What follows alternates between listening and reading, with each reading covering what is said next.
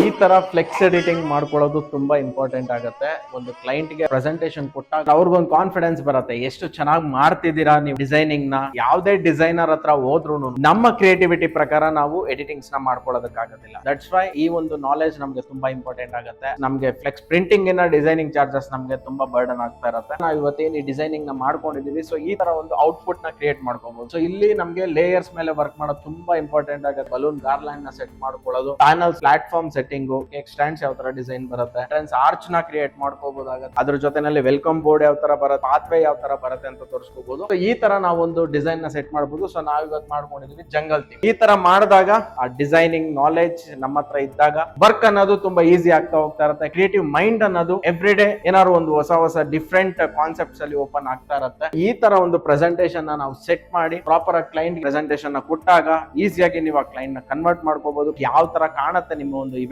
ಯಾವ ತರ ಬರುತ್ತೆ ಔಟ್ಪುಟ್ ಅನ್ನೋದನ್ನ ಅವರಲ್ಲಿ ಒಂದು ಕಾನ್ಫಿಡೆನ್ಸ್ ಲೆವೆಲ್ ನ ಬಿಲ್ಡ್ ಮಾಡಬಹುದು.